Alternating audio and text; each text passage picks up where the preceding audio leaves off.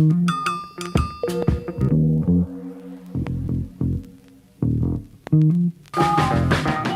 spent my whole damn life in the city. I could go for broke, but the capital is in me. I spent my whole damn life in the city. Anywhere I go, DC's coming with me. I spent my whole damn life in the city. I could go for broke, but the capital is in me. I spent my whole damn life in the city. Anywhere I go, DC's coming with me. I spent my whole damn life in the city. I could go for broke, but the capital is in me. Welcome, everyone, to District Divided, a DC sports podcast. More specifically, a Washington Commanders podcast. I am Amit. That is KDot. And before we begin this episode, our free agency preview, we've already made a signing. Zach Ertz, 1-year deal, up to $5 million. We're going to talk about that. Before we begin this episode, if you could please like the video, subscribe to the channel. Just went over 700. We are still growing. Really appreciate you guys for that. Hit the notification bell. Comment as you always do. Got the comment mailbag at the end. And KDot. If you haven't seen Dune 2, go watch it and then subscribe. Oh, no, share. Share the shit. Sorry, my bad. Yeah, and subscribe. Do both. Do both. No, share this shit. Share this shit, please. And watch Dune 2. He's been all over it for this entire time. Maybe the episode just turns into Dune 2 talk. But we got to begin, of course, with the breaking news, which is Zach Ertz signing for the Washington Commanders. Again, it's a 1-year deal worth up to $5 million based on various incentives that we don't know about just yet. But the connection is that he has worked with Kliff Kingsbury in the past, and he had played 9 games under Kliff in Arizona before getting hurt, had any number of catches and targets. I mean, we're talking he was on pace for over 150 targets, honestly, that season. So, like, big focal point of the offense. Now he's 33. Is the expectation the same? Probably not. KDot, what did you make of the move? I liked it. I was actually kind of taken aback by everybody that was kind of online and the negativity I saw around it, which was kind of weird. Yeah. Yeah, I mean, $5 million, he comes in, he's a dude that's familiar with Kliff Kingsbury and his offense. And I think that if you're a Kliff Kingsbury or anyone that wants to introduce a new offense to anyone, you'd like to have some people that can help as far as translating what it is that your language is as far as the offense to help other people figure it out, right? So, like, if he looks at Zach Ertz, I mean, once he got 30-something years old, Super Bowl winner when it comes to when it was with the Philadelphia Eagles, been around the league for a bit. This just feels like one of those veteran guys that you bring in, one of your guys that you're not expecting him to be a Pro Bowl or an All-Pro this year, but you expect him to be somebody who's a solid contributor to the team itself as far as introducing a new offense. We got a lot of young guys around the team. You even look at who it is that we've even brought in from a coaching staff. There's not a lot of people that have experience with Kliff Kingsbury himself. So making sure that he could just have a few disciples here and there that can not only be contributing factors to what's happening on the field, but just happening off the field and what it is in training camp and everything. I think it's a slam dunk. Like,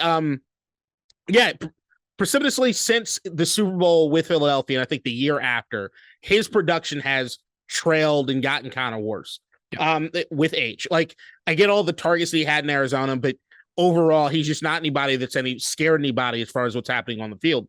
But from what I gain or what I've understood when reading some of the forums and everything, he's always been looked upon as like a locker room leader and a dude that's pretty fucking smart. And as long as he could be that for Cole Turner, or if there's somebody that they end up drafting, I just think it's only a benefit. Yeah, I think this is a low-risk move. I think it's not a whole lot of money, right? And we know what we're getting in Zach Ertz. Again, Kliff Kingsbury's offense is going to be brand new to just about everybody. It's nice to have another person in the room that can help mentor younger guys, that can help even with the offensive line, honestly, because tight ends do some blocking, right? And so when it comes to Zach Ertz, if you're looking for 100 targets, 8 touchdowns, and then of course you don't like the move because that's not what's going to happen, right? I think this is much more about mentoring, helping younger players understand the offense. And yes, he will have his own set of catches and, targets as well. But I don't anticipate him being the day one starter. And again, this was basically the first signing of the offseason across the board in the NFL from what I can tell. So it's just one deal, And on that note, we had cut Logan Thomas. We cut Charles Leno. We cut Nick Gates, so we are making moves on the roster right now. This to me is more of a depth signing, not a, hey, this is your guy all the way through the season. I think more of a tight end too. If someone gets hurt, he knows the role very well. I have zero problem with this move. In fact, I quite like it as well. KDot. Any final thoughts before we move on to other news? Yeah, I think two things real quick. The idea, number one, as you said, and I think that this is an important thing to stress, is the tight end position itself, which is why, I value it so much from a draft perspective or anything. I love it because of how much you're asking a tight end to do and how much a tight end needs to know. If you're looking at positions on a team in which you want somebody who's the most well-versed in whatever system's being run, because they're going to be the leaders of the team and because of the rooms they're in, you're usually looking at quarterback, center, just through the quarterback center relationship, tight end, middle linebacker. That's pretty much the list, right? Like as far as guys that you want to be well-versed, guys that need to be able to know how multiple things are working and to be able to translate and have those conversations with dudes. It's a very important position. So I think tight end's huge. And I think the other thing is that I see a lot of people making a one-to-one comparison between Logan Thomas and Zach Ertz. And I think what a lot of people, me and you, have been very, very vocal about the fact is since last season, we do think that there's a lot of talent on this team. Nobody's above reproach when it comes to getting fucking cut. Because, I mean, we know that anybody could have the fucking head on the chopping block. We have a number 2 pick for a reason. Right. And the thing with Logan Thomas is that if you we've alluded to it at certain points over the course of last season, but if you're looking at a dude that's sort of been the most vocal in the locker room as far as kind of shitting on the coaches, everybody, it's kind of Logan Thomas. Like, there is an aspect of like, look, I get it. I've been ready to move on from Logan for a minute, even though I know that I've even said that I felt guilty about it to some degree. You have dudes you end up loving that play for your team. You don't want to see him go. But goddamn, I'm not playing any fucking violins for this. Yeah, I totally agree with you there, KDot. And so as we continue to shape the roster, why don't we go ahead and talk about one of the bigger name free agents that looks like is going to test free agency? That's Kam Curl, right? So we talked about him last episode about the potential impact he could have in a Joe Witt defense, staying with the Washington Commanders, but then you see a couple cryptic tweets, but you can read between the lines. And then there are also reports saying that they're not particularly close to an agreement so far. It looks like he's going to test free agency. So once again, we have cut Charles Leno. That's our left tackle. We've cut Logan Thomas, tight end, and then we've cut Nick Gates, the center. So it looks like the roster, and you could read into sort of Adam Peters' answer when he was asked about the roster, and there's that long pause. It looks like it's going to be a pretty new roster from last year to this year. We'll see what happens with Kam Curl. But what do you make of that news, KDot, that it looks like Kam Curl is going to test free agency, and honestly, for reading the tea leaves, probably not going to be back? Well, I mean, that's the thing is like, even with the long pause or anything, there's nothing that's happening to me that's surprising at all, right? Like Leno getting cut, I think we kind of saw that coming, especially knowing that he just had surgery. And it seems like Leno's in a place in his life where he's like, I'm kind of moving on to the next thing. You see him and his family dynamic. I still love Jen's social media presence, his wife. She's fucking awesome. Everyone loves Jen on Twitter. Right. She's awesome. He's transitioning to stay-at-home dad, and I'm fucking excited. Like, this is where they're at. Nick Gates getting cut. To anybody, what are we doing? And Logan Thomas, once again, the cap number compared to production, everything else. You'd like the younger. That's the reason we keep drafting all these fucking young tight ends, is to find a goddamn replacement for Logan Thomas, right? So that for the Kam Curl thing, I know that me and you were disagreeing last week as far as like where you thought Kam Curl was compared to where I thought Kam Curl was. Yeah. And there is an element of like, I know this is off the heels of me saying that like I'm not playing any fucking violins for Logan Thomas. It's not that I dislike anybody. I love these dudes. I love the sacrifice for our team. I don't question anybody as far as their grit and their want and desire to win. But I don't know what the numbers are looking like as far as what Kam Curl wants. And to me, outside of his rookie season, I haven't seen anything that blew me completely off the page being like, okay, this guy's a top flight priority. He can't leave the building. Like when we were comparing him like to Kyle Hamilton, yes, they asked Kam Curl to do a whole hell of a lot in this defense. They also asked like guys like Kyle Hamilton to do a hell of a lot in their defenses. There's clearly a difference as far as from a talent standpoint, right? I think Kam Curl has been really, really good in a lot of things. Really, really good in a lot of things. And I also think the secondary coaching, especially last season, was fucking god-awful. Would I love to see him back here, potentially living up to the potential that we think he might have? Yes, I would. I'm not going to deny that. But the idea of if he's asking for more than the team is comfortable giving him, look, go test free agency. Go see what you can get out there, man. It might be beneficial for him too. Well, it's going to be interesting because, a lot of safeties are getting cut now. So, Jordan Poyer just got cut. He's going to be available, and a couple other names that are not Stone. There you go. So there's some guys. I personally stay on the Kam Curl camp, if you will. I want him back. I think that last year, this is to your point, KDot, we talked about the coaching looking so bad that it was hard to evaluate the roster. I think this is one of those situations where we're running into a player that some of us believe is really, really good that maybe isn't getting evaluated properly. Look, I'm excited for the new front office. I'm excited to be able to implement a new style of play. I'm excited to be able to have a cohesive front office and coaching staff together. That is exciting to me. Doesn't mean I have to agree with every single thing.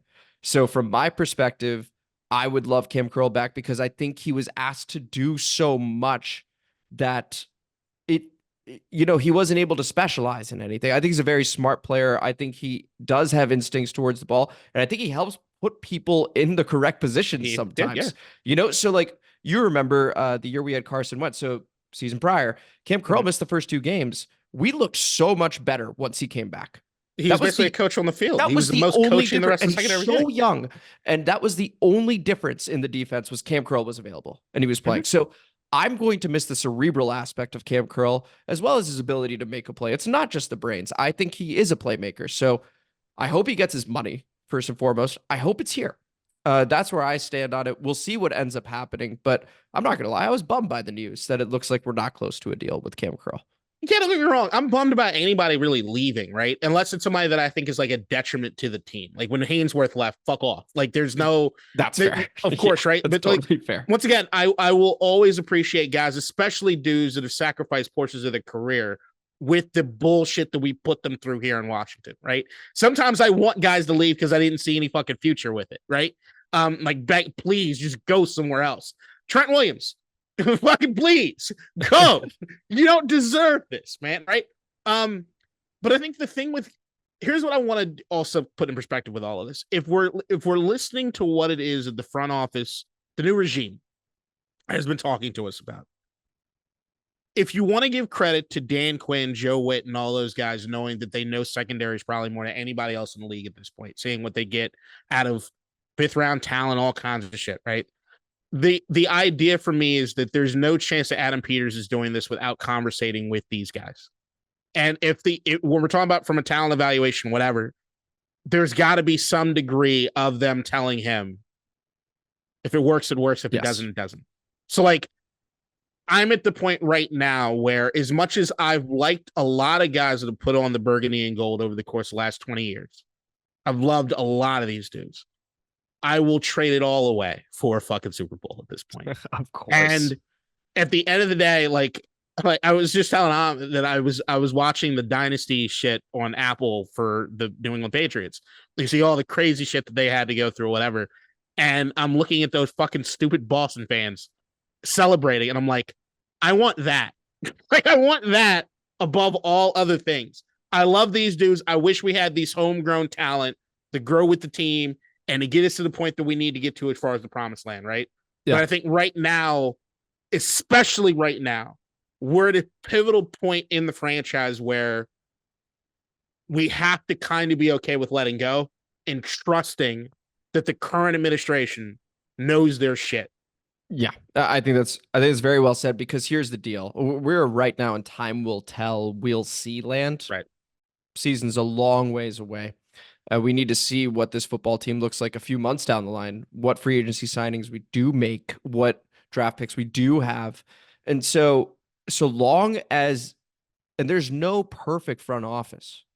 Right. A lot of them swing and miss. So long as you get more right than wrong, you're doing well. And that's the reality of it. With Kam Curl, we'll see what happens. It could be the right move to let him walk and test free agency. It could be the wrong move. But again, so long as they get more right than wrong, I am merely stating my opinion that I think they should keep him. But we'll see what they have in store. Like you said, with free agency. And there also might be a standpoint. look, they might be a lot higher on Quan Martin, fucking Derek Forrest. They could be. Think, right? Quan Martin made some plays last season. Yeah. So there is an element of like, I'm just not sure. We're just in the situation where you can't grade anything. You're right. We're sitting and waiting. You might have your own idea of how you would do things if you were there. Because look, I'm not going to say that, like, if you watch every game, you enjoy football, maybe you play football at some point, you have a certain knowledge about football. I'm not going to say that all of us are fucking stupid. Some of us are, but not all of us are. So you can have an informed opinion on this shit, right?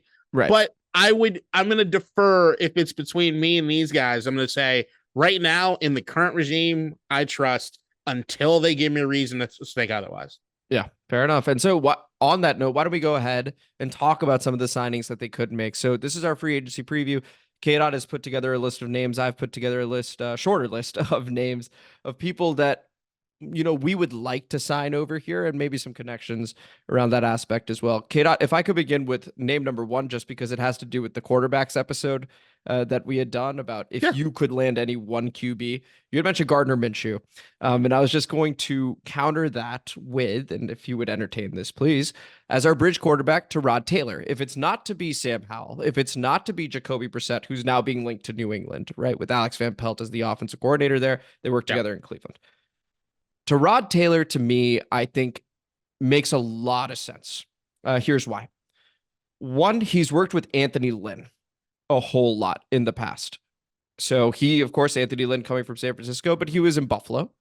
He was with the Chargers, and he chose Tyrod Taylor a couple of those times, right? So he's worked with Tyrod Taylor in the past. Tyrod Taylor also was just with Bobby Johnson, O-line coach, understands what Tyrod's like. So at least you have some information over there. He's an NFC East guy at this point, understands the division, Dan Quinn, Joe Witt. So you talk about all the connections. It's great. Additionally, at 34 years old, he knows his role. He's not suddenly going to become a franchise guy. And he has served this role in the past, right? He's done it with Baker Mayfield. He's done it with Justin Herbert. He's done it with Josh Allen. So to me, he has that experience to be able to be there for people. So I am excited for that role for him. And last but not least, and I think this part's particularly fun, he played at Virginia Tech. He's from Virginia. He's a hometown guy. So I think it would add a little juice for him to be able to come back and be able to play for the Washington franchise, the Washington Commanders. I think it would be super cool. So that's my little pitch on Tyrod Taylor. 65 touchdowns, 29 picks, 4.5 speed back in the day. Doesn't mean he has it now by any means. But the point being that he's still mobile enough. And he does stretch the field. So that's my case for Tyrod Taylor. Just keep him away from needles. Yes, please. Well, I guess Ellie maybe. Please speak before I say something dumb.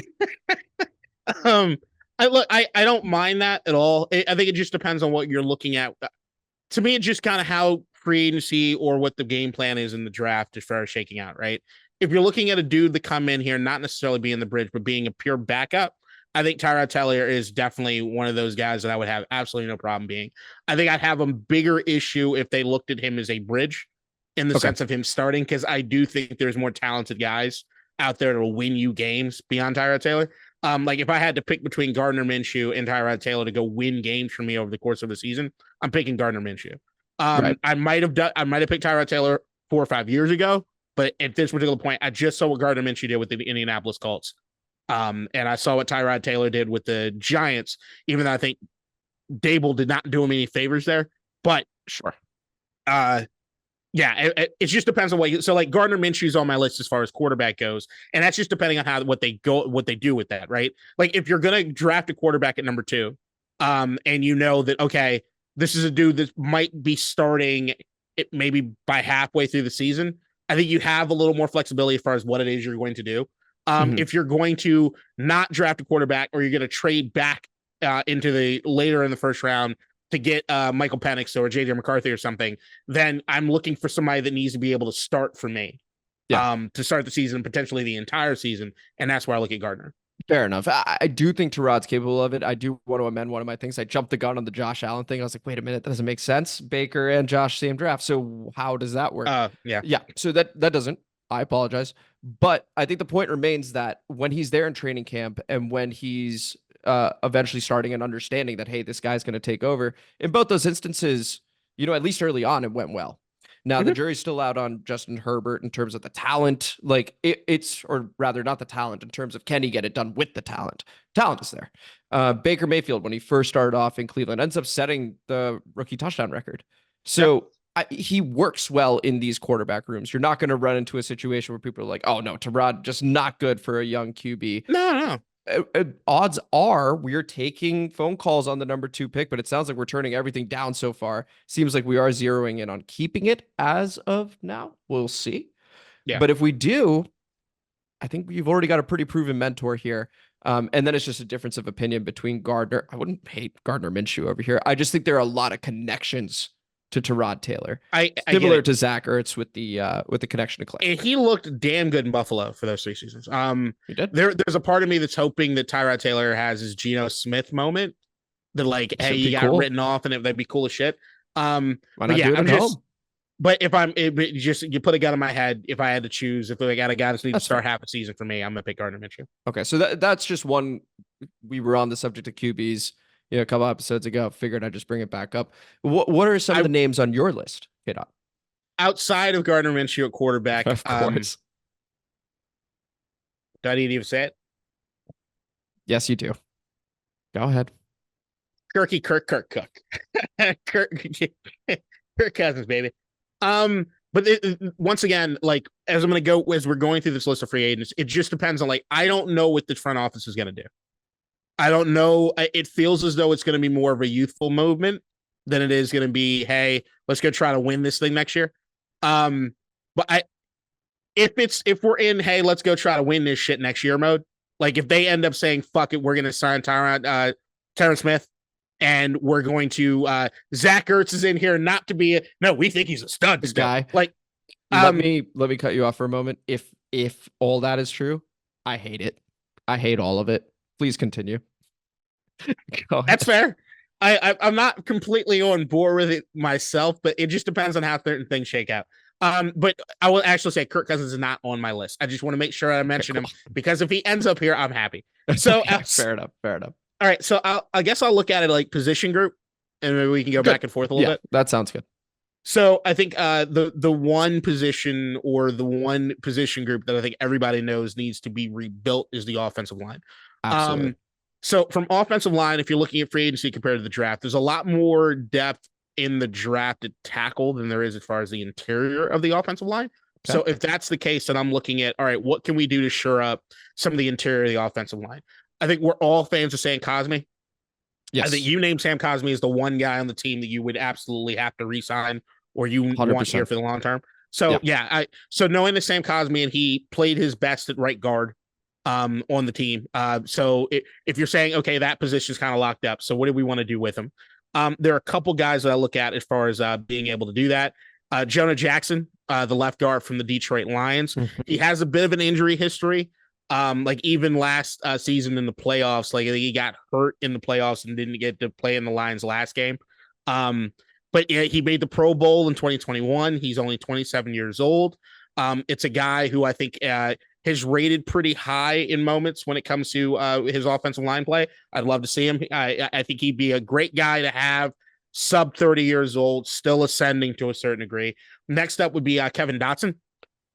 Now, Kevin Dotson, he was the second best rated guard in all of PFF last year. He moved to right. So they traded him from Pittsburgh to LA, where he was the guard there. But in Pittsburgh, he played left guard.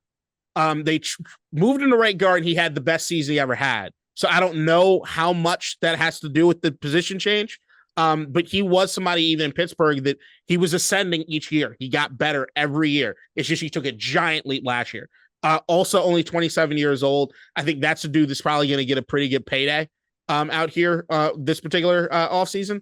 But the idea is that if you think that it could translate, he could have the same sort of production back at left guard. It's just a natural ascension of where he's at. I think he'd be awesome to have.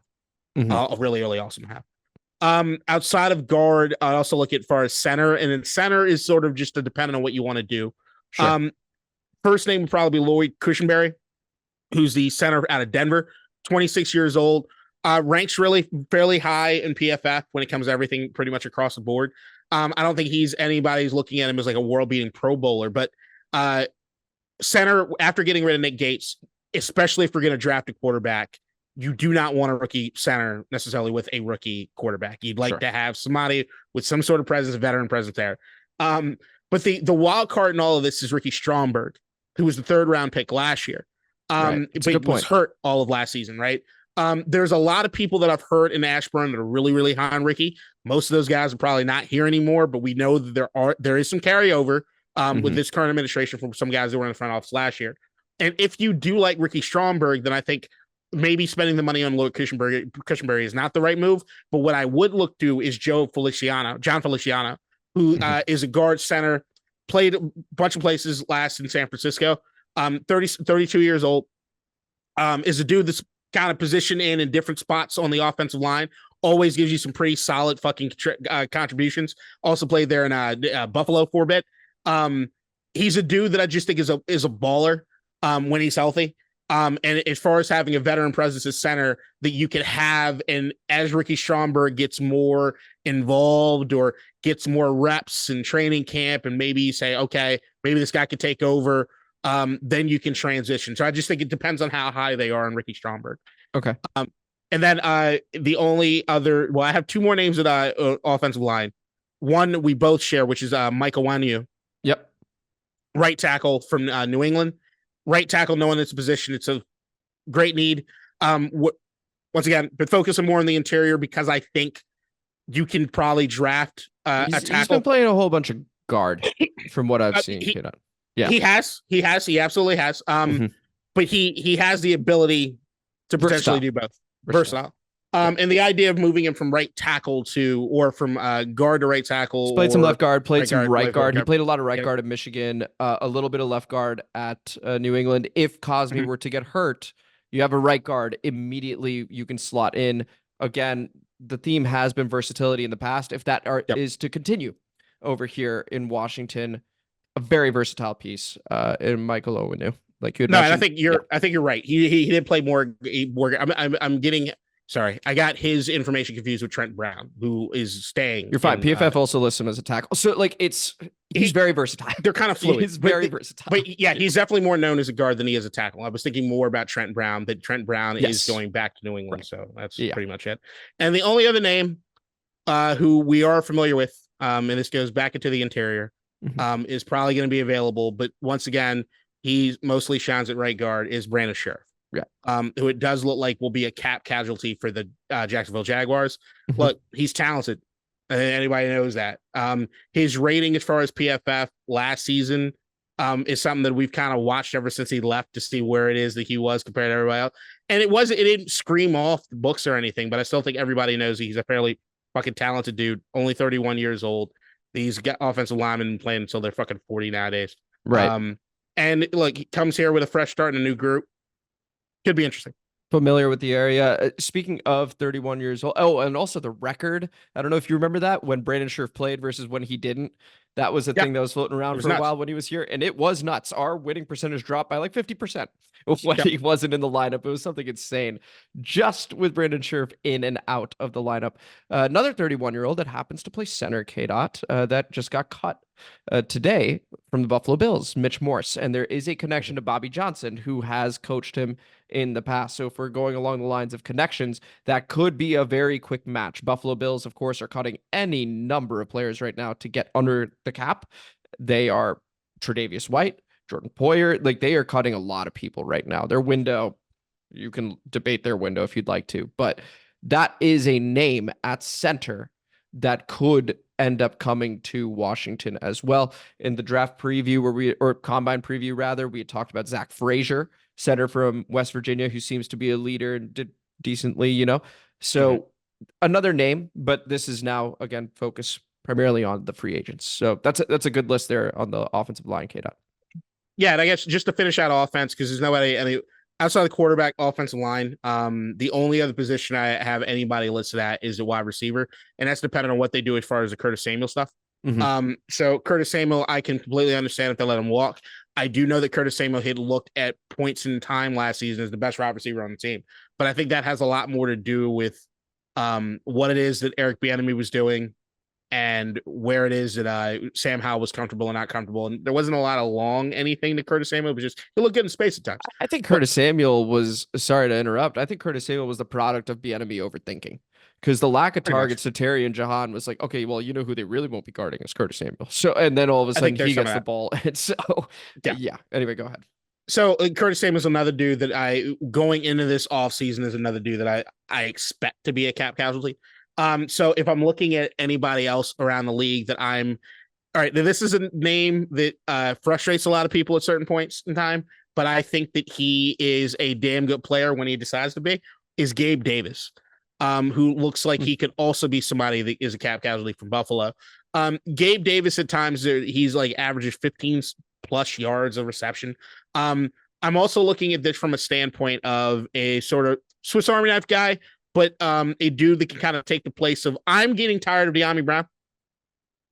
And some of the other dudes that are not named Jahan Dotson and Terry McLaurin on the team. And even if I'm looking at it from a deep threat standpoint from Gabe Davis, because I actually think Terry McLaurin is more versatile than people give him credit for being. I'd love for a Gabe Davis deep threat or him being an option in an offense if it's going to look anything air raid wise for what Kliff Kingsbury is trying to do as far as opening up the vertical passing game. I think Gabe Davis could be really, really cool. But you'd also look at dudes like Hollywood Brown in Arizona. Do you kick the tires on somebody like that or a Josh Reynolds? But Gabe Davis is top of my list. So the only thing I would say there is I don't want, so it's my belief more recently, if you look at prior drafts, and I think it's becoming a trend now. I know you don't like trends, but we've seen it with the running backs as well. And that is that wide receivers coming out of college are getting better and better and better and better. And there have been upwards of 14 to 15 wide receivers with round 1, round 2 grades, which is crazy. Again, we have pick 2, we have pick 36, pick 40. So when I see wide receiver, I go, you know what? It is getting so deep. You don't even need one of those top 15 wide receivers. You get one round 3, round 4. I'm fine with that. It was Terry, right? So like that's the way I view that. Same thing with offensive line. They're about 12 to 14 that have been mocked to go in the first round. So my list will get there slowly as you continue with your position breakdown there, KDot, is more on the defensive side of things, because I think that is harder to fill via the draft. That is not as deep in this year's draft. And I do think that you can fill offensive line wide receiver early on in the draft. Go ahead. Wide receiver has been something I've talked about for a few years now. Being that position, it's kind of turning into running back. Yes. Whereas like it's going to be one of those things where you're not really looking for guys getting their second contracts. The only thing with Gabe Davis that I'd counter is that he's only 24 years old. And he is also a great deep threat. He's also, from what I'm looking at as far as anything numbers wise, not going to command a whole hell of a lot contract wise free agency. So if the combination of those two things exist, I like them. I also look at the standpoint of like looking at all the holes that you do have as far as on the team. If you can get a dude who's that young and not break the bank with as much salary cap space as we do have, I don't think it's that big a deal to go out and sign a guy like Gabe Davis, especially when if you're getting rid of a Curtis Samuel or you're getting rid of De'Ami Brown, whatever. I also think that a lot of that's the second and third round picks. I'd almost kind of be upset right now if they use it on wide receiver. Knowing that's what fair, they need to by the way. It's like, unless it's Marvin Harrison, like like I think I'm going to be kind of upset of them using the draft capital at wide receiver. I mean, once again, jury's out and everything. I know that my visceral initial reaction would be, what? Like when it comes to the offensive line stuff that you need to be rebuilding. So you and I are on the same page there, right? Like, let's focus our draft picks on the line, on the QB, if we're staying at 2, and let's do it that way. I think deeper rounds, that's where maybe philosophically we're touched different. I think deeper rounds 4, 5, 6. I think you can find a wide receiver there. I really do. I wouldn't disagree with you. I would just say that as far as one of the things that you'll notice when it comes to the air raid offenses, it's supposed to be something that's fairly simple for wide receivers, even though we know that there's not going to be we'll see what this ends up being. Right. Yeah. But if you look at Arizona, when Kliff was there or even post there, and the amount of wide receivers, young wide receivers, they were just throwing into just make it, and it didn't work. It was like none of the dudes ever came off the page, really, right? So like, I just think Gabe Davis is a dude that I've always liked watching. And he's also good friends with Shane Gillis, and I'd love to see that comedy. Oh, there you go. Is he really? Yeah. I didn't realize that. Okay, that's awesome. That is very cool. I want more guys in the fold. Okay, so that's the offensive side of the ball. Were there Yep. any other names on the offense, or are we shifting to defense now? We could shift to defense. Go for it. So defense, if we're looking at anything, I'm going to keep this is a lot simpler because I don't see a lot of anything in free agency. That's I only have 3 names on defense that I'm interested in. So I definitely have more than 3 names, but it's but not by much. So like we know as far as defensively, the defensive end is probably the deepest thing in free agency.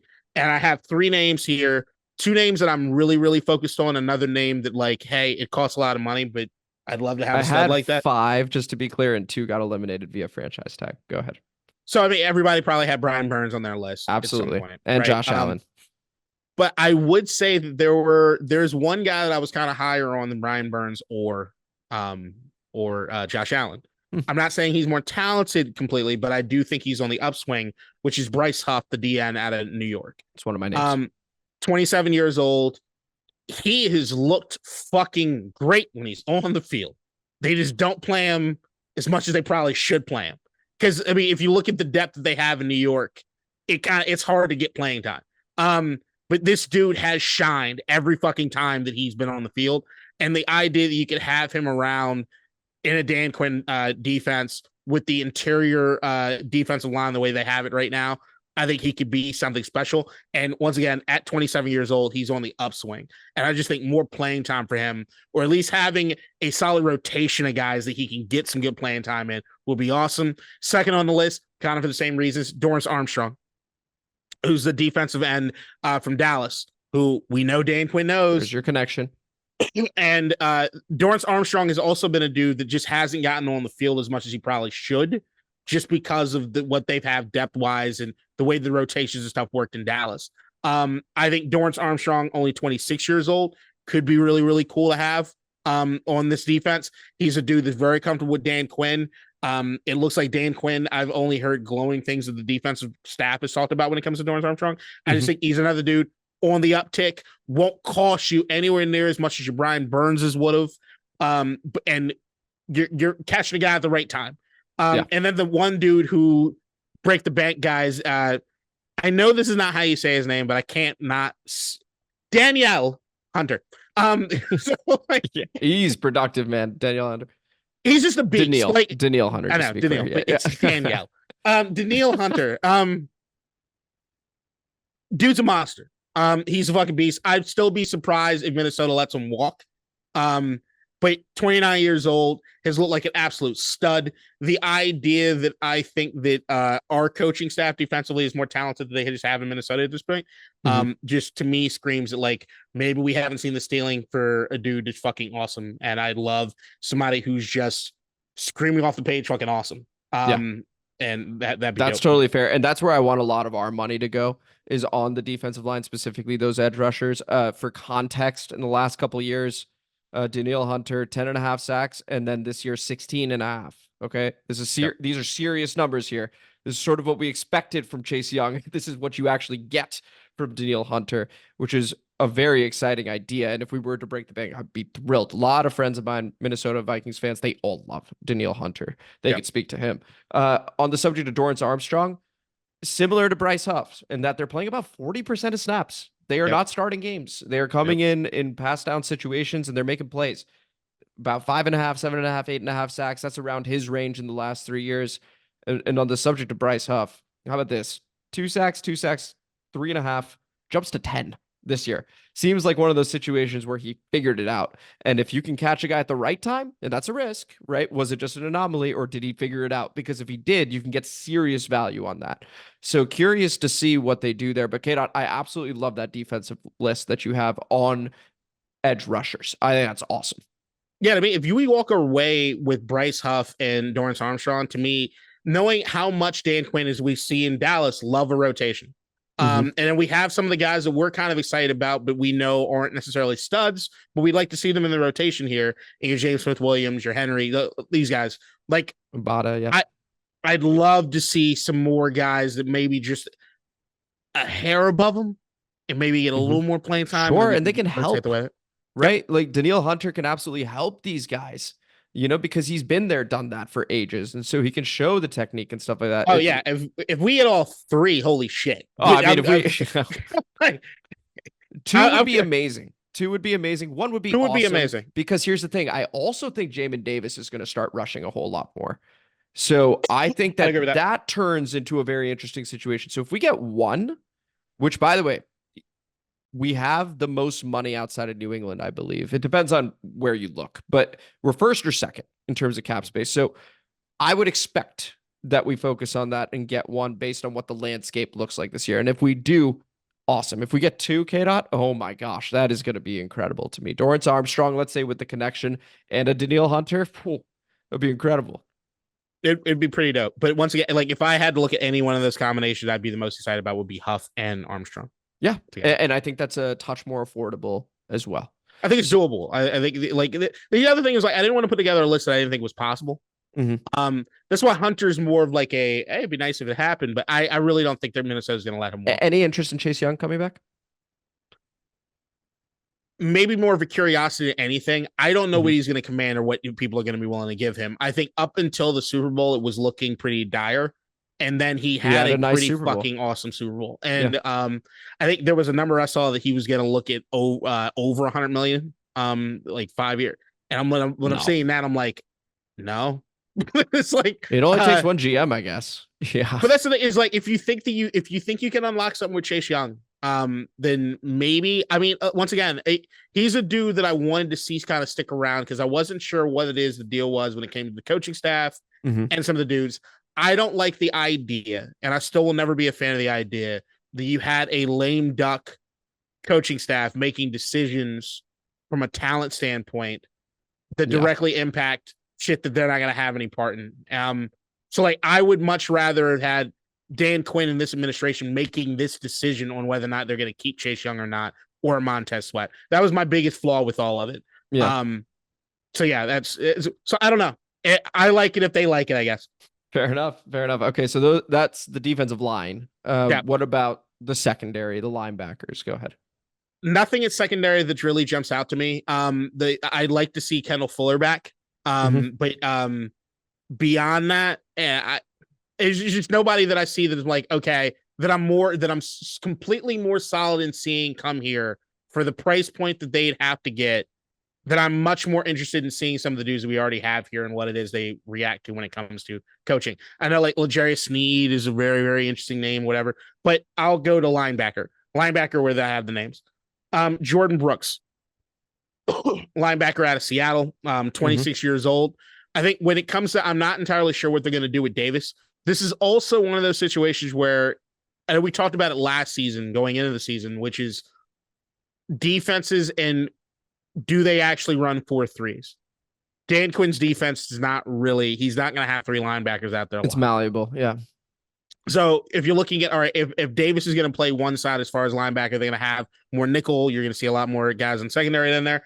What I need is somebody that is better in coverage than they are in run support, which I think Jamin Davis is better at getting near the line than he is as far as from a coverage standpoint. So I look at a Jordan Brooks as far as like a do-it-all guy. Pretty good as far as secondary or as far as coverage support.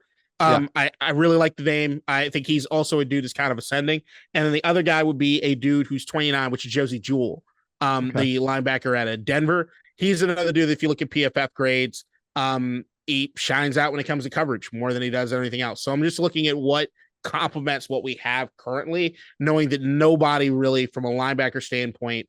So like Patrick Queen is a name that I know a lot of people love. I love the name too. But if depending on what you're going to do with Davis, they kind of do the same things. I loved it more when this idea that Mike McDonald and maybe some of the Ravens guys were coming here. That it made more sense. But go ahead. I literally muted and then coughed after I muted. It's fucking stupid. Slightly mistimed, but go ahead. Yeah, no, I'd agree with that. Like Patrick Queen, somebody that was familiar with. It's more productive Zach Ertz on defense, right? So like the guy who can translate stuff for other people. Yeah, that'd be cool. But like the thing with Patrick Queen is that he has been getting better as far as his coverage. It's just hasn't been getting good enough in his coverage where I say, I got you. I'm solidified as far as coverage at linebacker, and I'm going to pay you all this money when I still have Davis here. I don't think that works. Fair enough. Fair enough. I just wanted to add a couple names to the secondary. The first one, the splashy one we'll start with, is Stephon Gilmore. And so, of course, he played in Dallas last season. So there's your connection again to Joe Witt, to Dan Quinn. I am big on the connections because I think it does tend to lead to signings typically. And the thing about Stephon Gilmore is I think it would end up being a 1-year deal. If you look the last 3 years, he's been at 3 different teams. He's sort of the bet on himself kind of guy. I just need 1 year of him, right? Because at his age and understanding the system, I think he helps a lot of the younger guys that we have. So I want a veteran presence like Stephon Gilmore in there, not just for his own skill and his own talent, which I believe he is not washed, especially if you're going to sign him for just 1 year. That to me is not high risk. I want him there to be able to help out a Benjamin St-Juste, to be able to look at who emerged last season, Deron Bland, right? When Trayvon Diggs gets hurt. So maybe he had a hand in it. I don't know, but Stephon Gilmore in his own right, I think is a very good player. And I think would provide a bit of juice to the fan base. I think he's good. So Stephon Gilmore is one guy I would really like. If Can I ask you a question? Money. Absolutely. Is this you, or are you letting Fuller walk? Yeah, this is if Fuller walks. Okay. That's true. This is true. But also, here's the other thing, KDot. If I had to decide between the two, I'm probably picking Gilmore. Just because of the continuity. Hey, I picked Fuller. Right. Yeah. Just because of the continuity there on the defense in terms of the coaching staff, as well as a star at corner that can help and command respect from his peers. So I want a leader like that. Okay, so Stephon Gilmore would be the splashier one, just a 1-year deal most probably because he is in bet on himself mode. If it happened to be 2, fine. Anything more than that, I don't know about that because he's already 33. And the other name is Amik Robertson. So another corner. He had a Monday Night Football game-sealing interception against the Green Bay Packers, and Jason Simmons is defensive backs coach from the Las Vegas Raiders. And if you look at Raider Nation, and I'd be curious to hear about James, your fellow ASOS co-host, thoughts on him. Raider Nation seems to really like Amik Robertson and that he plays bigger than he actually is because they see the frame, 5'9", and they're like, oh, he's not that big, but he plays physically. And oftentimes he is looking back for the ball, trying to make a play on it. He had a couple picks last season, very confident in himself. That's irrational confidence is needed at corner. I think he brings it. I think he helps with Jason Simmons. I think he would do well with Joe Witt. So I like the idea of Amik Robertson, and it sounds like he's not going to cost you a whole lot relative to other players at his position. People expect him to get paid, just not in Vegas. So I would be pretty excited about Amik Robertson here in DC. Yeah, I mean, I've heard the name floating around. Yeah, I mean, I'm much more interested in some of the younger guys. Like I am fully young. He's 27. Yeah, I'm fully. The Gilmore thing is the only thing I'm still. I don't like it. Okay, like, that's fine. I'm sorry. Amik Robertson's 25. I had said 20, so he's 25. Did you know Fuller has a higher PFF rating than Gilmore did last year? That's great. More Gilmore. Good luck to PFF figuring out the grades on our defense. I don't know how they did it. I really do, but the thing with me is that even watching the game, I always thought the best guy in the secondary all season last year was Fuller. Mm-hmm. I thought he was the one that stood out. I think Fuller's a good player. I think he wants to retire here. If that's the case, it's a conversation, but I do think that ultimately what we want to do Fuller. I think it's about transitioning the defense to a new level to a different level of thinking, to different ideas. I think Gilmore really helps with that and helping the other guys as well. I don't think he'd just be there for him. Yeah. I think there is definitely an element of that. What I would say is that I do think that there's an aspect of having someone that at least knows some of the guys that are in the room right now. Mm-hmm. And has proven over the course of his career that he could play within multiple systems and play at a high level within multiple systems. Kendall's a solid corner. I remember being really bummed when we traded for Alex Smith and Kendall Fuller was part of the trade. I don't know if everyone hated the Fuller part. Everyone hated because we love Kendall Fuller. Right. I just think he goes and wins the Super Bowl. Comes back. With the forward-looking aspect of things, I think it would help to have Stephon Gilmore in the building. That's right. I don't. Fair enough. So any final thoughts before we move on to the comment mailbag? No, I was just don't the same thing that we did when it came to the front office and the coaching. Just some warnings. We don't know anything. No one knows anything. Do not get your fucking hopes set on any one particular person. When that fucking free agency time comes, don't get fucking crazy, people. Calm it down.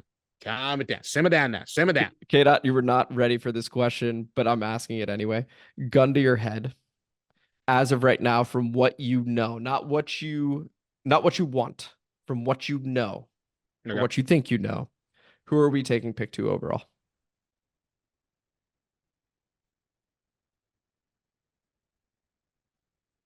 You have to get it right. Jaden Daniels. So all right, here. So I will tell you this. Okay.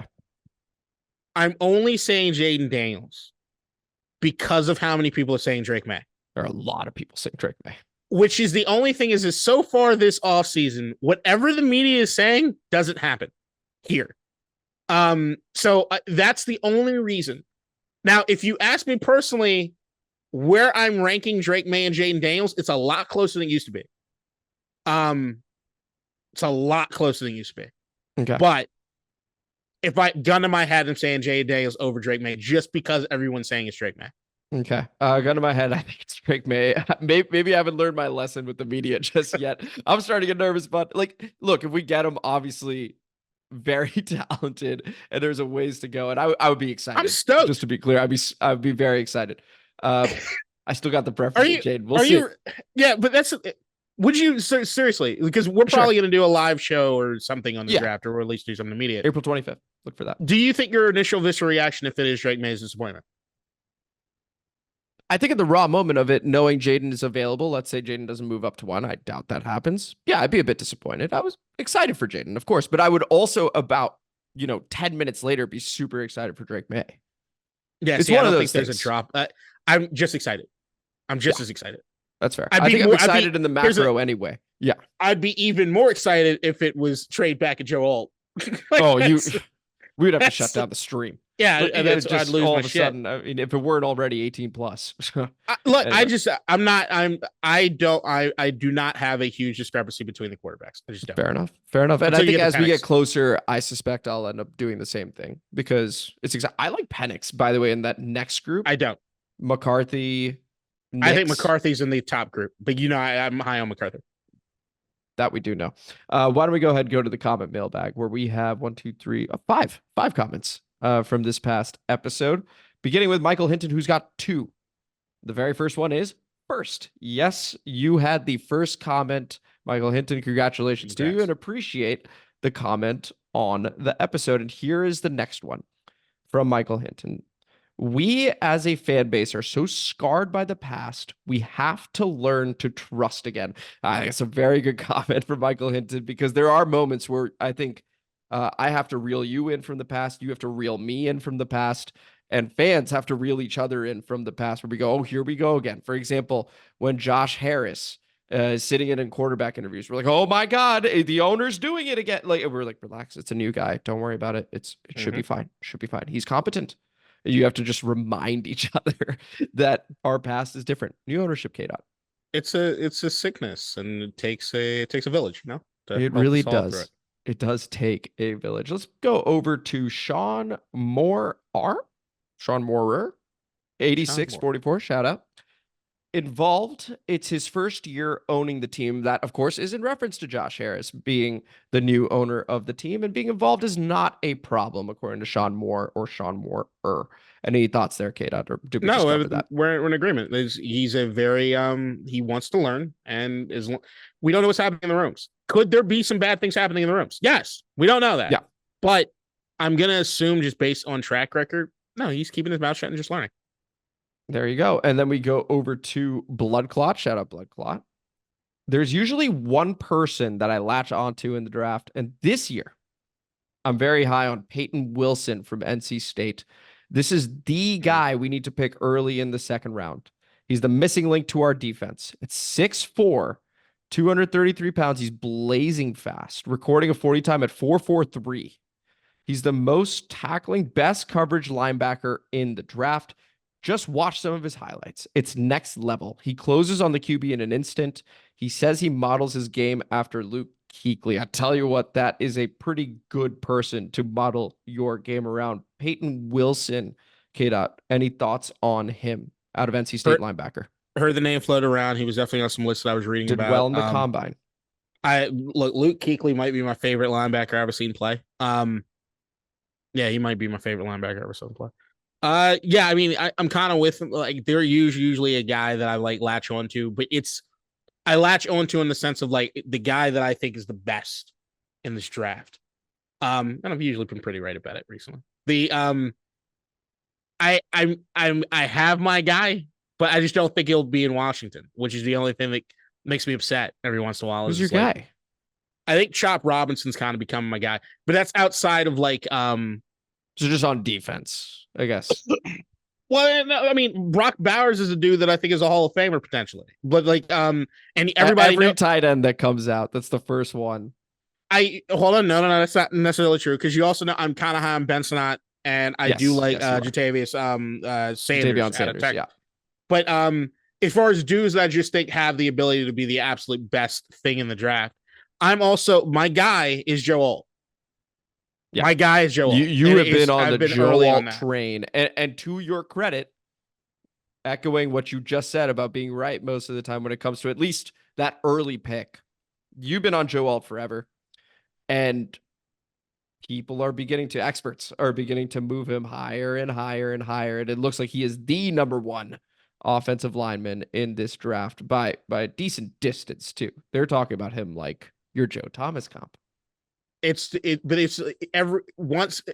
always like Micah Parsons. You couldn't convince me of anyone. That was clear as day. We were both on the same thing with Kyle Hamilton. We were Kyle Hamilton. Joe Alt to me is he's in that conversation. I think Joe Alt is a 10 to 15 year starter at left tackle, and you don't have to worry about it. Fair enough. I appreciate the comment there, Blood Clot, and Sean Moore, and of course Michael Hinton. Appreciate the comment so far, and then we go to Jess Anto with the final comment of the day. Shout out, Jess. R.I.P. Fed Expendables. That was a fun nickname. Born February 27, 2024, died March 2nd, 2024. Must be noted as a leap year, so you did get an extra day out of it at least. Mm-hmm. Gone but not forgotten. Charles Leno, Nick Gates, Logan Thomas. I'm fully prepared to watch this team go after some of these big name offensive linemen, defensive ends, cornerbacks, and linebacker free agents. I'd like to see Saquon Barkley and Tyron Smith in DC. That's a running back and left tackle, respectively, from the Giants and Cowboys, respectively. Barkley and Robinson would be explosive together. If he's only asking for $10 million a year for 2 years, I think he's worth a try. I like Gibson, but he hasn't had a consistent season in a while. Curious to see if he's retained.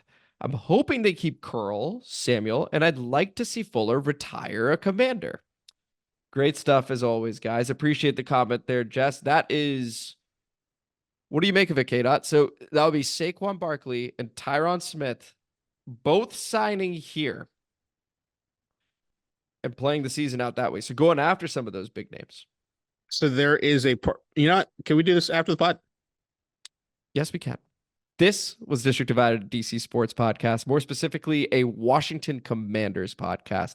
I am Amit. That is KDot. Thank you guys so much for listening to today's episode where we recap the signing of Zach Ertz that just happened today, talked about Kam Curl leaving, some of the cuts that have been made so far, and then a number of names in free agency to look out for, and hopefully some of them sign over here. If you enjoyed the episode, please like the video, subscribe to the channel, hit the notification bell, comment as you always do, and KDot, share this shit. Share it. And watch Dune 2. After the pod begins right now. After I saw Dune at the Varhazy, my back said, fuck, those seats suck so really? much. Because that IMAX is designed to show 15-minute like science movies or like here's the thing about tornadoes and stuff. So it's very uncomfortable to be there for 3 hours for a fucking movie. Okay. Okay, so the Jess Santo comment. Yes.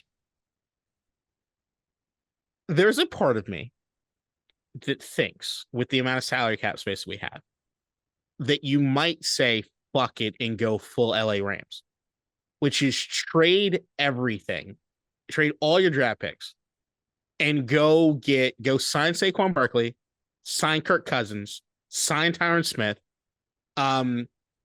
the idea that you could have Saquon Barkley in a backfield, Terry McLaurin and Jahan Dotson on the outside of fucking offense, with Kirk Cousins playing quarterback, Terrence Smith, who still got fucking left in the tank, to just say, fuck it, we're going for it. We're going for it. We're going all in for it.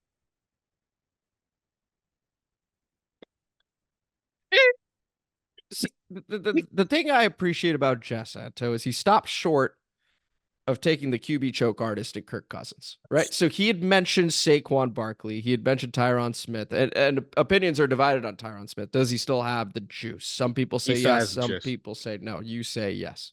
He still has the juice for at least another season. It's not somebody that I'm expecting to be my fucking starter for the next 10 years. Of course not. But and I will admit that Kirk Cousins has gotten better over time. He has. But there's still question marks around whether he can do it ultimately. And there are strong rumors about him looking at Atlanta, as the next place if Minnesota were to fucking Mike Florio said that they're looking at houses in fucking Atlanta. Right. And then apparently Kyle Pitts and him had talked about the number 8 and Kyle Pitts. It's like, what the fuck are you talking about? Like, it just Florio tends to create. I used to narratives. Like Florio. I'm Florio every year that goes by. I don't dislike him though. I don't. He's getting there for me. He's fine.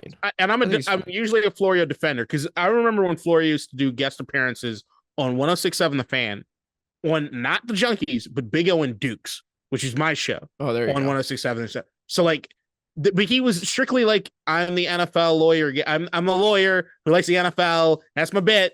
And he just had this fucking website PFT that just showed up out of nowhere, and he was doing it. He likes to go deeper into stuff, which I appreciate. I do enjoy that aspect of it, but sometimes you do get stuff like this where people are like, "What are you talking about?" Like that. There's sometimes where it feels as though he's almost Fox News anchor like, in the sense of you're not Adam Schefter, bud. You might have some connections, but the way that you tote that line between opinion piece and news is. We don't know sometimes. Like it's a weird place. So it's like, just either stick to the fucking news or you can do your opinion pieces, but you need to do a much better job of letting it fucking.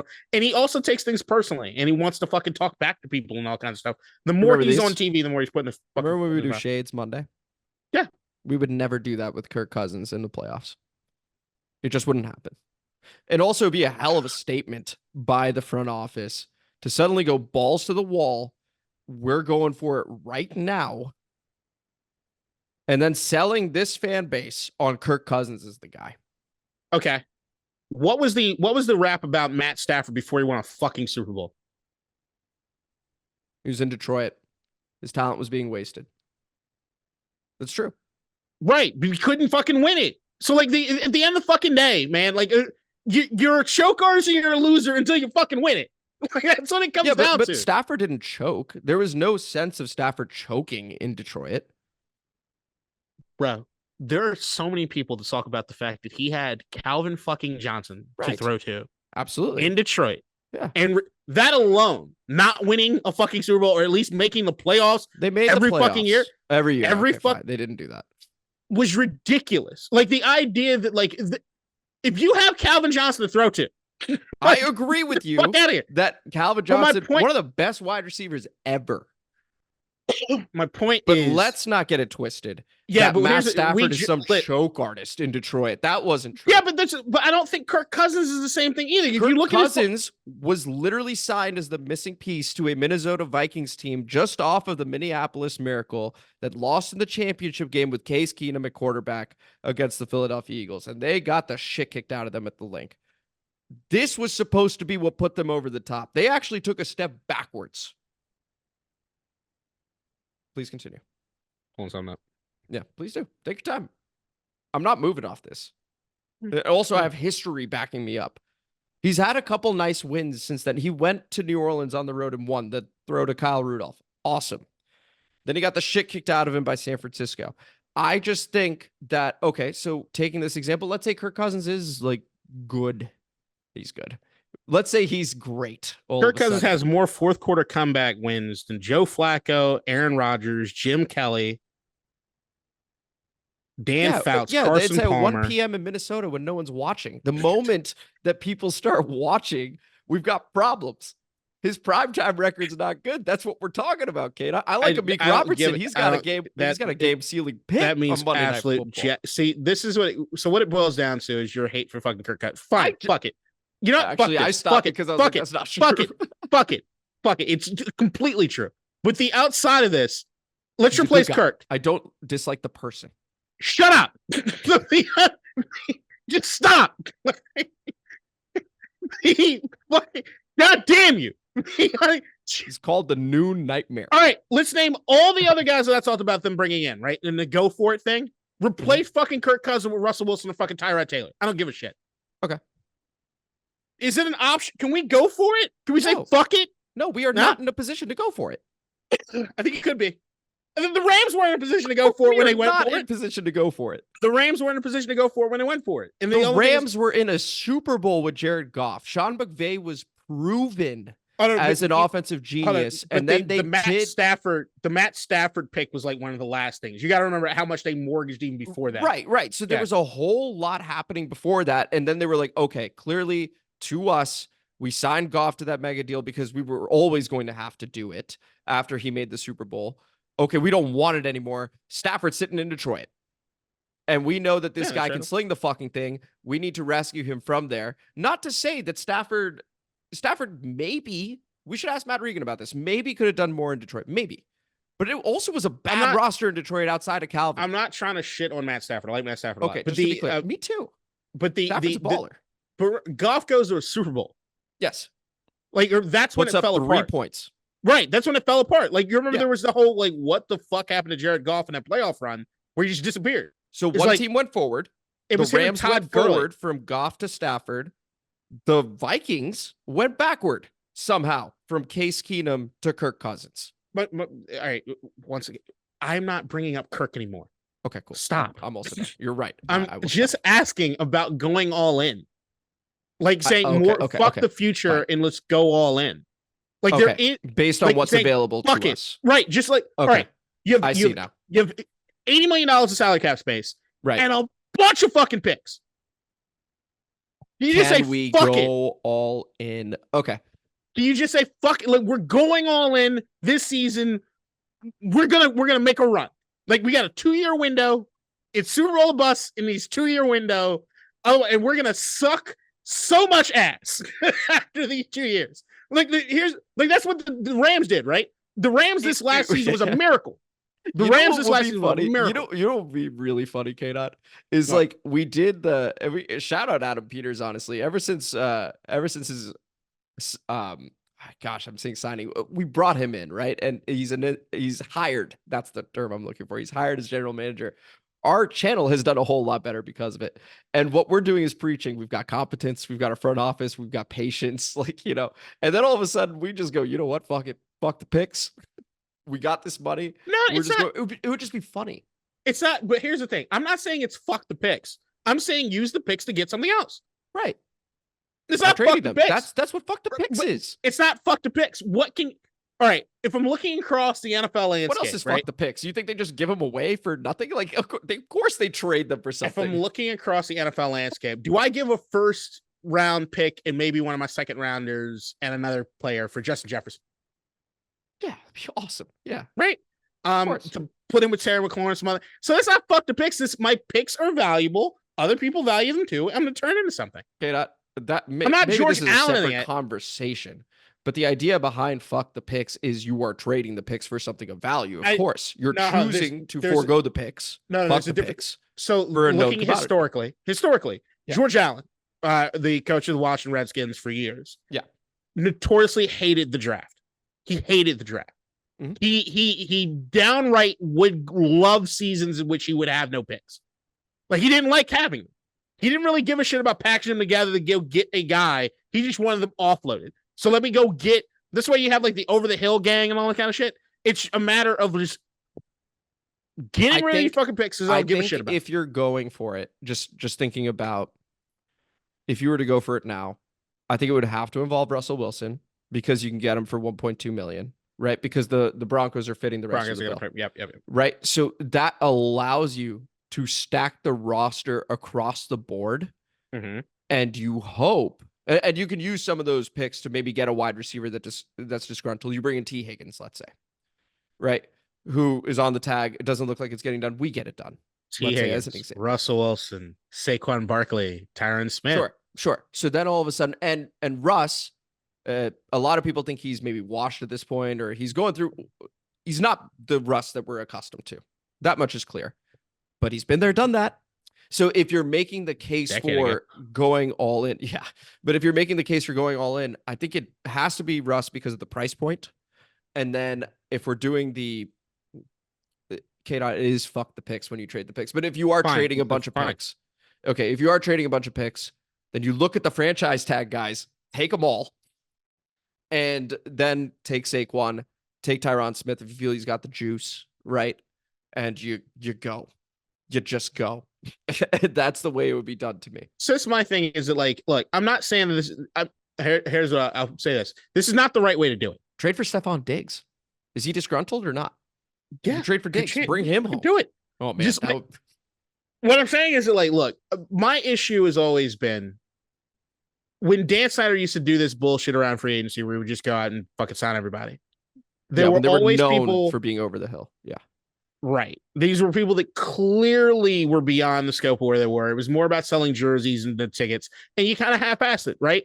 To me, it's like when the Rams went all in, when they went and they fucking got Jalen Ramsey, when they went and they fucking went out and got, was it Bobby Wagner, Ron, like they were fucking just, fuck it, we're going. Yes. Yeah. And then they did it. They won. And then everybody, I expect them to have the worst record in all of football last season. And then what did he do? Turn fucking Puka Nacua into a goddamn All-Pro? Another Cooper Cup. Right? So it's like, what the fuck? Like, they're already back. Like, against all odds, they're fucking back. Like, it doesn't make any goddamn sense. But, like, so I'm looking at this guy. I'm like, all right, Adam Peters is known for... I'm more excited about the day 2, day 3 picks than I'm ever excited about. I am too, because I think they have a lot more confidence in those, because I think we have a front office that's done well with it. And you got a front office that's done well with it. You got a coaching staff and Dan Quinn have that love those guys. Actually, let me change my sorry, I've been cutting you off all episode. Okay. I apologize. But the gun to my head, I'm changing it to Jaden Daniels because of the dual threat aspect of it, where they go, okay, we're nervous about, like, they're overthinking the pick or something like that. Well, at the very least, he can run too. So, like, they just do that and think that's the higher floor. If you will, of like, you thinking about that if the kid can't throw, no, it just came to me. I was like, if he can't throw, at least he can run a whole lot. We'll get the day 2, day 3 picks down. Don't worry about it, but at least the kid can run. I don't think that has anything to do with it. No, but this is just, they may panic. Trey Lance in their heads all There's over no again. Panic. Oh, there's no panic.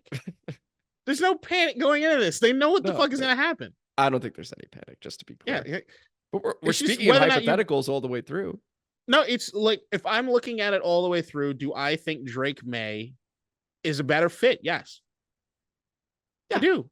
And she's a better fit. In the do I think Jaden Daniels is the most exciting player that I've been on record? But you know what's crazy is you have to pick a guy that is immune to the coaching, not immune to the coaching, but immune to coaching change. That is the guy who you want. So you don't want to just pick a guy that just fits the current system. What if it doesn't work with the current coaching staff? You want a guy that is going to be able to play multiple systems. That is going to be your game changer. Oh, I think that's fucking horseshit. You think so? It just plays in the variable thing, right? So, like, what I'm saying as far as like the variable aspect when it comes to quarterback position, right? You'd like a quarterback to be coupled with a system that works for them, and they get to learn in it. That is the preference. Absolutely, that's the preference. Like, to me, the idea is like, what does Patrick Mahomes look if he gets drafted by the Washington Redskins? Is he Patrick Mahomes? Does it matter what fucking system? Probably not. I don't know. Yeah. No. If Tom Brady doesn't go directly to New England in the fucking 6th round, but if he doesn't get there, right? Yeah. And Belichick doesn't do what was the craziest fucking thing in the world to do. Ever. Yeah. Oh, you gotta watch Dynasty. Series. Yeah, I was gonna say you gotta watch Dynasty. But the idea that, like, if Tom Brady goes anywhere else, with the attitude that he had, the thinking he was the shit, and the way he looked, and not having an opportunity to start in court. You remember he starts at 4th string. And they get rid of a bunch of dudes, and Drew Bledsoe gets hit. Nobody expected it, and it's like, all right, go, Tom. Yeah. After they got to know him for a year. If Tom Brady gets drafted to like 80% of the rest of the league, there is no Tom Brady. There just isn't. I would agree with that. It's like, so the aspect of like this whole, here's what it boils down to me. Does your team in your front office love a guy? If you love a guy, go get him. If you love a guy, just go get him. Yeah, it's fair. That's it. And then and be patient. Have an you organization. Have to be patient. And again, you want the guy to sit too, right? I mean, that's why we're talking about Gardner. That's why we're talking about Tyrod. Like, I just don't think it's in the cards. Sit. But that's my point is, and this is what's always been the thing for me, is regardless, unless you go back to the end of the first round or the second round, you're gonna have to start the dude. The league just doesn't work this way. Like, I wish it wasn't that case? Yeah, but I just don't think anyone in the league is thinking along the same process that you have to start him. Yeah. No, that's fair. And I think it's bullshit. Like, I think it's a fundamental flaw. It's the same reason. I just don't think no one has figured out what the intangibles are that work out for a quarterback. There are too many variables. I would agree with that. So it is obviously very hard. Eugene Shen was at the Sloan Sports Analytics Conference talking about how difficult it is. Adam Peters has talked about how difficult it is. Other scouts have talked about how difficult it is. Curious to see how this continues to unfold. We may still trade back, KDot. I am not ruling that out. Look, at the end of the day, what it comes down to is that if you look at the entire landscape of the NFL, if you remove the Tom Brady stats, because Tom, once again, is the biggest exception to any rule ever, right? Yes. And you're probably going to have to remove the Patrick Mahomes stats too, because he's about to get to another fucking level. Yes. If you do the rest of that and you look at, all right, Super Bowl winning quarterbacks, most of those guys, at least half of those guys were, half the winners were drafted top 3 in the fucking NFL, right? So, like, the idea would be the guy at the upper echelon of everything is supposed to be the most talented person. And if you can do a good enough job building a team around that guy and being patient with that guy, regardless of whatever you see from him, you give yourself the best opportunity to potentially put together something. But you got to be able to build a team, and you got to be able to be patient. I agree with that. So, like, if you can do those two things, fantastic, right? Great. And the other thing is, like, you also got to make sure that he has the character in which, even if he's getting his fucking brains bashed in, it doesn't scare him off, right? So, like, you see the plays Jaden makes. He jumps right in the air and goes, "Go ahead, hit me as hard as you can." He's got to clean that up, buddy. He's not going to last. So, he will not. He will not. Like, Peyton Manning leading the league in interceptions is right, fucking the first year. season. But everybody knew we're not deviating from that. They knew he was the guy. Yeah, we know he's the guy. It's just a matter of like, so like when I see that, I think it's easier to use those picks if you're that sucky to get more solidified pieces as far as like left tackle, things like that, and then go get your guy in the end of the first round, the dude that you can get for cheap. And then because of that, and because of when you do that, you pick a dude at the end of the first round, the second round, you have already naturally built in patience. It comes with it. So like one of the benefits. But who is the patience for? Is it for the fans or is it for the front office themselves and the ownership? It's for the quarterback. No, I get that. Yeah. But the QB, if they know, right? So if the front office and owner and coaching staff, so all three, are totally fine being patient, right? And they take a QB at pick 2, would they not then be immune, because they're on the same page, to this idea that they need to play the QB? Well, all right. So I guess you see what I'm saying? This up a little. I see what you're saying, but let me clean it up a little bit. Okay. You need to have somebody already performing at least at a certain level of the quarterback position. Okay. So like the bridge quarterback, whatever the fuck it is you want to have, right? Right. Your Alex Smith that leads to a Patrick Mahomes, your Brett Favre that leads you to an Aaron Rodgers, your Drew Bledsoe that leads you to a Tom Brady, your whatever the fuck, right? Like your Joe Flacco to Lamar Rodgers Jackson, to Love, maybe, depending on how that turns out. Yeah. Right. So like the patience aspect of it is a multitude of patience. It's that quarterback that gets drafted needs to be patient. Mm-hmm. He needs to know how to be patient. The fan base needs to know, hey, we don't need to see the guy right away. We're winning some games. Don't worry about it. We're developing him. Yeah. The front office that's like, hey, yeah, we know we spent a first round, even if it was a late first rounder. but it buys in that patience because you didn't spend such a high draft pick on that guy. I would agree whatever with that, you're doing. I do think it's ultimately fan patience that needs to be tempered the most, just because I think from what we saw from Josh Harris, at least early on, with the whole Ron Rivera thing, with the coaching staff thing, I think he showed tremendous. He even said, I'm giving him the whole year to evaluate. So I do think that he's got the built-in patience necessary. I do think the way that we're seeing Adam Peters handle the roster so far looks like a lot of turnover. We'll see what happens. I think there's patience built in there too. Yeah, remember my second point though, right? Go ahead. Good roster building. Yes. Team building. Yeah, that needs to happen. That is so if you don't have, the reason they're who gives a fuck, right? Like, yeah. If it's not working, yeah. Ron Rivera was patient. Oh boy, Ron was patient. He's you on can't TV say that he now. wasn't, right? He's I know. TV I'm now. happy for him. I am happy for him too, actually.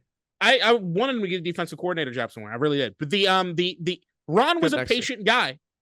Name another coach that would have let Sam Howell play that entire season. Yeah, I don't know. That's a good point. I don't know. Well, he tried to play. Who trades Jacoby. Chase Young and Montez Sweat for picks they're not going to use? So that I'm still curious as to whether that was front off. Oh, we have blown past the hard stop. So last thing, we still, there's an inkling that ownership was involved in that one, right? Especially the Tez one. From what I'm understanding, it seems as though ownership was asked their thoughts, but they weren't the ones that made the call. That's interesting. Okay, we'll look into that. But we got to go. Thank you guys for listening. Really appreciate it. Normally it's Friday, 2 p.m. Love that I'm saying this at the very end. But I'm traveling, so we can't do one Friday, 2 p.m. But we'll be back on the other side next week, talking about the free agency signings. So until then, take it easy. Watch Dune. In DC, we're just hoping that you listen.